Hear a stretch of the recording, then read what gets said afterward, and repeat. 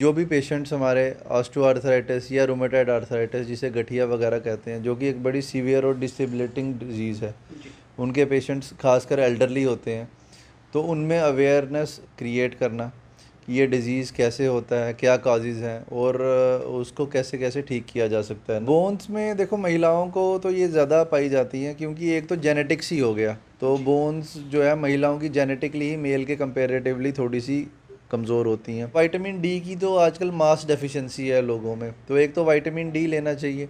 Vitamin E और ए वैसे भी कार्टिलेज स्ट्रेंथ के लिए वो सब भी बहुत ज़रूरी है। अगर किसी को आर्थराइटिस हो रहा है अर्ली स्टेज, तो अपने ऑर्थोपेडिक सर्जन या किसी डॉक्टर की घबराने की कोई हाँ, ज़रूरत नहीं है। घबराने की कोई ज़रूरत नहीं है। हर चीज़ का और हर स्टेज का इलाज है। शुरुआत में हम उसको प्रिवेंट कर सकते हैं via proper diet, exercises, weight reduction और कुछ दवाइयाँ। अगर मॉडरेट स्टेज है उसके लिए अलग दवाइयाँ। So it is in your hands, take action. 1996 से हर साल 12 अक्टूबर को वर्ल्ड आर्थराइटिस डे मनाया जाता है।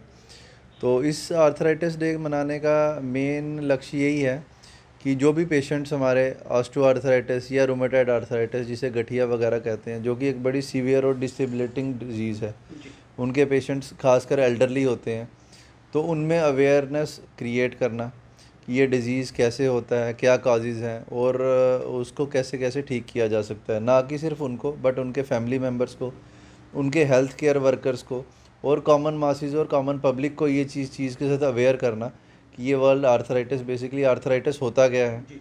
ठीक है, और उसको कैसे हम ठीक कर सकते हैं। लाइफस्टाइल मॉडिफिकेशंस, कोई डाइटरी मॉडिफिकेशंस की जाएं, या अब किसी पेशेंट को अगर आर्थराइटिस डेवलप हो गया है तो उसकी लाइफ में क्या क्या चेंजेस लाए जाए ताकि वो अपनी लाइफ कंफर्टेबली जो है बाकी की स्पेंड कर सके।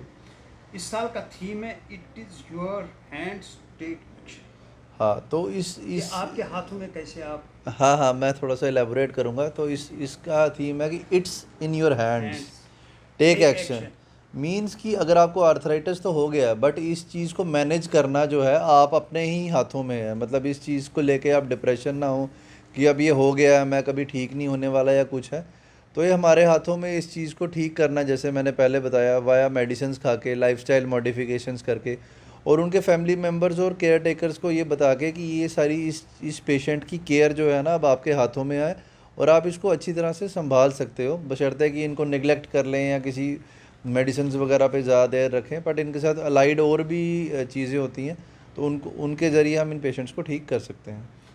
प्रिवेंशन और ये कैसे होता है, अर्थराइटिस होता कैसे और प्रिवेंशन क्या है दोनों हाँ, में? देखो, आर्थराइटिस जो है जिसके लिए ये वर्ल्ड आर्थराइटिस सेलिब्रेट किया था, मेन था रूमेटॉइड आर्थराइटिस जिसको हम गठिया कहते हैं। तो वो जी। तो एक ऑटोइम्यून डिजीज़ है जो कि यंग एज में हो जाता है पेशेंट्स को, और जिस वजह से स्मॉल स्मॉल जॉइंट्स हमारे इन्वॉल्व होने शुरू हुए थे। जब ये लॉन्ग स्टैंडिंग होता है तो जॉइंट्स की सीवियर डिफॉर्मिटीज़ होने शुरू हो जाती है। दूसरा कॉमनली आर्थराइटिस हम देख रहे हैं कि ऑस्टियो आर्थराइटिस, जो कि हम कॉमनली एल्डरली में देखते हैं, वो एक एज रिलेटेड फिनोमिना है जिसमें एक ज़्यादातर नीज़ को इन्वॉल्व करता है, जिसमें घुटने में कार्टिलेज जो है वो ख़राब होने शुरू हो जाता है, घुटने की अलाइनमेंट ख़राब होने शुरू हो जाती है, और जो आम भाषा में लोग कहते हैं कि भाई इसकी ग्रीस ख़त्म हो गई है, गैप कम हो गया। तो इस सब को हम ऑस्टियोआर्थराइटिस, जो कि एक एज रिलेटेड प्रोसेस है, तो इसका ट्रीटमेंट और प्रिवेंशन हम कर सकते हैं। प्रिवेंशन तो ये हुआ कि हम शुरुआत से ही, जब हमको अर्ली सिम्टम्स आने शुरू हो जाए जैसे कि 35-40 ईयर्स में, तो प्रॉपर नीज़ की एक्सरसाइजेस, अपनी वेट कंट्रोल में रखना, उसको अचानक बढ़ने नहीं देना, अच्छी डाइट रखना, और कुछ सप्लीमेंट्स आते हैं जो कि नी की हेल्थ को, कार्टिलेज की हेल्थ को जो है वो अच्छा रखते हैं।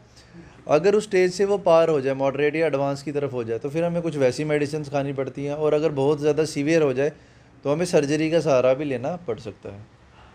आपने अभी कहा कि रोल ऑफ डाइट, जी आपने अपने भाषण में कहा जी कि जी जी, खान पीन, बिल्कुल लाइफस्टाइल बिल्कुल बिल्कुल। क्या होना चाहिए एक आर्थराइटिस पेशेंट को? हाँ, एक आर्थराइटिस पेशेंट की हम बाकी सब की तरह एक बैलेंस्ड डाइट होनी चाहिए। अपने ब्लड लेवल्स, यूरिया क्रेटिनिन वगैरह चेक कराएं। अगर वैसी कोई दिक्कत नहीं है तो ये आम धारणा है कि उनको प्रोटीन बिल्कुल बंद कर देना चाहिए, जोड़ सूज जाएंगे, तो वैसा कुछ नहीं है। अपना यूरिक एसिड और वो सब चेक करवाएं। तो एक बैलेंस डाइट रहें जिसमें कि प्रोटीन्स, कार्बोहाइड्रेट, फैट्स, वाइटामस जो जी। कि हमें फ्रूट से मिलते हैं, पल्सिस से मिलते हैं, तो वो सब लें। डाइट ऐसी होनी चाहिए, शुगर कंटेंट थोड़ा सा कम रखें, ओवरवेट ना होने दें, क्योंकि जितना वेट होगा उतना ही जॉइंट्स पे लोड पड़ेगा और उतनी ही दिक्कत होगी। साथ साथ में लाइफस्टाइल मॉडिफिकेशन, जैसे कि अपनी बॉडी की रेगुलर एक्सरसाइजेस करें, जितने भी जॉइंट्स हैं उनको मोबाइल रखें, उनकी स्ट्रेचिंग करें, रेगुलर एक्सरसाइजेस करें, वेट ना बढ़ने दें। अब नॉर्मल पोस्चर्स को अवॉइड करें, जैसे कि हमारे घर में स्क्वाटिंग बहुत ज़्यादा होती है, क्रॉस लेग्ड बैठना, सीढ़ियाँ वगैरह चढ़ना। जिस पेशेंट को आर्थराइटिस हो गया उनको वो सब चीज़ें थोड़ी सी अवॉइड करनी चाहिए। डॉक्टर साहब, आपने अपने वक्तव्य में कहा कि एक्सरसाइज का बहुत बड़ा इम्पोर्टेंट जी रोल है। जी जी जिसको आर्थराइटिस होता है ये घुटनों में आमतौर पर रहता जी। है, तो किस किस्म की एक्सरसाइज करनी चाहिए एक आर्थराइटिस पेशेंट को? हाँ, डिपेंडिंग अपॉन कि वो किस स्टेज से गुजर रहा है उसके लिए हर एक पेशेंट के लिए एक डिफरेंट फॉर्म ऑफ एक्सरसाइजेस हैं। तो एक्सरसाइजेस आपको आर्थोपेडिक सर्जन भी बता सकता है, लेकिन बेसिकली एक्सरसाइजेस बताना जो है फिजियोथेरेपिस्ट का रोल है। तो किसी अच्छे फिजियोथेरेपिस्ट के पास जाएं, या आपको अपना आर्थोपेडिक सर्जन रिकमेंड करे कि हाँ भाई इसके पास जाओ, ये आपको वैसी एक्सरसाइजेस सिखाएगा। तो बेसिक एम क्या होता है कि हमारे जो लोअर लिम्ब के जो लातों के मसल्स हैं उनको स्ट्रॉन्ग करने पड़ते हैं, जिसमें कि पेशेंट में स्टेबिलिटी मेंटेन रहे, क्योंकि ओल्ड एज में गिरने का बड़ा खतरा होता है। स्टेबिलिटी होगी और मसल में स्ट्रेंथ होगी तो वो पेशेंट गिरेगा नहीं। जॉइंट्स मोबाइल होंगे तो वो फ्रीक्वेंटली चलता रहेगा। तो एम ये है कि हमारे हिप के मसल्स, हमारे थाई के मसल्स, काफ के मसल्स जो हैं इनको स्ट्रॉन्ग करना हमारा एम होता है, और जॉइंट्स को मोबाइल रखना हमारा एम होता है। तो इसके लिए वेरियस फॉर्म ऑफ एक्सरसाइज हैं जो पेशेंट जो है ज़्यादा टाइम नहीं लगेगा, 10-15 मिनट सुबह और शाम को कर सकता बैठे ही है। कर जी जी, घर बैठ बिल्कुल घर बैठे कर सकते हैं। एक बार सीखने की ज़रूरत है और घर बैठे कर सकते हैं। विटामिन्स का बहुत बड़ा रोल जी जी रहता जी है जी हमारे जी। आर्थराइटिस पेशेंट्स के लिए। किस किस्म के लेने चाहिए उसको? हाँ देखो, विटामिन आजकल आप देखोगे कि सन का एक्सपोजर हम सबको बहुत ज़्यादा कम है। कोई भी ऑफिस में बैठा हुआ बच्चों को देख लो आप, वो स्कूल जा रहे हैं, ऑफिस वाले घर बैठे हैं, बूढ़े बुजुर्ग अंदर हैं। तो विटामिन डी की तो आजकल मास डेफिशिएंसी है लोगों में, तो एक तो विटामिन डी लेना चाहिए। विटामिन ई और ए वैसे भी कार्टिलेज स्ट्रेंथ के लिए वो सब भी बहुत ज़रूरी हैं। B12 नर्व के लिए बहुत ज़रूरी है। नसों की कमज़ोरी, वीकनेस की वजह से भी हमारे मसल्स में कमज़ोरी आ सकती है, जिसकी वजह से हम गिर सकते हैं या आर्थराइटिस सीवियर हो सकता है। तो एक बैलेंस्ड डाइट जो है ये सब विटामिन्स या मिनरल्स प्रोवाइड करती है। अगर किसी भी मिनरल की डेफिशिएंसी है तो अपने डॉक्टर से कंसल्ट करके आप वो supplement in the form of capsule, tablets या सिरप्स ले सकते हैं। कैल्शियम का क्या रोल रहता है हड्डियों के बारे में? सर, जो हमारी हड्डियाँ होती हैं उनका मेन कंस्टिट्यूएंट तो कैल्शियम ही है। जी जी। बट हमें असेस करना ज़रूरी है कि हमें कैल्शियम की एक्सटर्नल सोर्स की ज़रूरत है या नहीं है, वो बहुत इंपॉर्टेंट है। जैसे हमको अगर सपोज़ कैल्शियम की बात करूँ तो हमको 1200 मिलीग्राम पर डे की हमें डोज चाहिए। आम इंसान वो कैलकुलेट नहीं कर सकता। जी।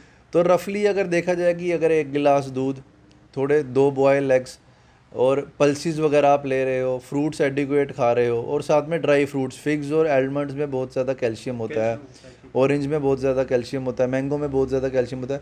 तो अमूमन देखा जाता है कि नॉर्मल हेल्दी मेल को एक्सटर्नल सोर्सेज की ज़रूरत नहीं पड़ती। कुछ कंडीशन जैसे कि प्रेगनेंसी हो गई, लैक्टेशन हो गया, ओल्ड एज, या किसी को ऐसे माल अब्जॉर्प्शन डिसऑर्डर्स हैं जिनमें वो खाता तो है लेकिन उसको पचता नहीं है, वो वैसी माल अब्जॉर्प्शन हो रही है, IBS के मरीज़ होते हैं, उनको फिर वो सोर्सेज लेने पड़ते हैं, क्योंकि बॉडी जो है जो हम खा रहे हैं फूड के थ्रू वो अब्जॉर्ब नहीं कर पा रही। तो उन सिचुएशंस में हमें एक्सटर्नली कैल्शियम, विटामिन्स, शायद हो सकता है कि इंजेक्शंस भी करने पड़े, वो करने चाहिए। डॉक्टर साहब, बात हम कर रहे हैं वर्ल्ड आर्थराइटिस डे। महिलाओं में ये ज़्यादा डिजीज बिल्कुल बिल्कुल। पाई जाती हैं कि उनको घुटनों में प्रॉब्लम रहती हैं। क्या कारण रहता है उनका ये सब? हाँ, बोन्स में देखो महिलाओं को तो ये ज़्यादा पाई जाती हैं, क्योंकि एक तो जेनेटिक्स ही हो गया। तो बोन्स जो है महिलाओं की जेनेटिकली ही मेल के कंपेरेटिवली थोड़ी सी कमज़ोर होती हैं। एशियन पॉपुलेशन में देखा गया है कि नी की जो बोइंग है, जो नेचुरल बोइंग है, वो फीमेल्स में ज़्यादा है as compared to western women. हमारी इंडियन फीमेल्स में वो ज़्यादा है। साथ में आपको पता ही है कि फीमेल्स हमारे घर में कितना काम, घर का भी काम है, जो सर्विस कर रही है वो सर्विस भी करेगी, प्लस घर का काम भी करेगी, प्लस वो बच्चों को भी देखेगी। तो वो 3 गुना काम कर ही रही, एक पुरुष से 100% वो डेफिनेटली ज़्यादा काम कर रही, घर का भी देख रही है, बाहर का भी देख रही है।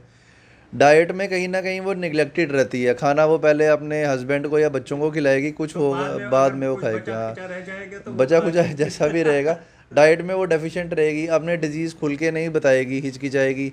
अगर उसके फैमिली मेम्बर नहीं कोऑपरेटिव हैं उसके साथ तो वो उससे भी वो थोड़ी सी घबरा के नहीं शेयर करेगी चीज़ें। और वैसे भी जो है अब जेनेटिक मेकअप, और ख़ासकर जैसे आप देखोगे कि जैसे कि उनके मेंसेस जब बंद हो जाते हैं post menopausal 45 years of age के बाद, तो उनको ऑस्टियोपोरोसिस वैसे ही होना शुरू हो जाता है कुदरत की तरफ से, क्योंकि उनके हार्मोन्स निकलना बंद हो गया। ऑस्टियोआर्थराइटिस हो गया, आर्थराइटिस हो गया, फ्रैक्चर के चांसेस हो गया, स्पाइन कोलैप्स होने शुरू होगी।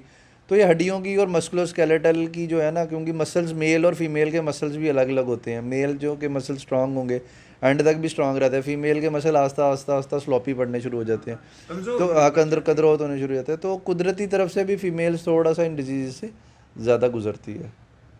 डॉक्टर साहब 12 अक्टूबर को वर्ल्ड आर्थराइटिस डे मनाया जाता है, क्या मैसेज दे देंगे हम अपने दर्शकों को? सर मैसेज तो यही है कि थीम पे ही बेस्ड है कि it is in your hands, take action. अगर किसी को आर्थराइटिस हो रहा है अर्ली स्टेज, तो अपने ऑर्थोपेडिक सर्जन या किसी डॉक्टर की घबराने की कोई जरूरत हाँ नहीं। घबराने की कोई ज़रूरत नहीं है। हर चीज़ का और हर स्टेज का इलाज है। शुरुआत में हम उसको प्रिवेंट कर सकते हैं via proper diet, exercises, weight reduction और कुछ दवाइयाँ। अगर मॉडरेट स्टेज है उसके लिए अलग दवाइयाँ। सीवियर स्टेजेस है तो हमारे लिए वेरियस सर्जरी, जैसे घुटनों का आपने देखा है आजकल नी रिप्लेसमेंट सर्जरीज कर रहे हैं, या कुछ घंटी है जो रूमेटॉइड आर्थराइटिस है उसकी भी आजकल एडवांस्ड दवाइयाँ आ चुकी हैं जिससे हम कुछ हद तक उन चीज़ों को कंट्रोल कर सकते हैं। So it is in your hands, take action. मेरा तो यही मैसेज रहेगा। टेक वन अब आपके व्हाट्सएप पर। व्हाट्सएप करिए हाय 9728253663 पर।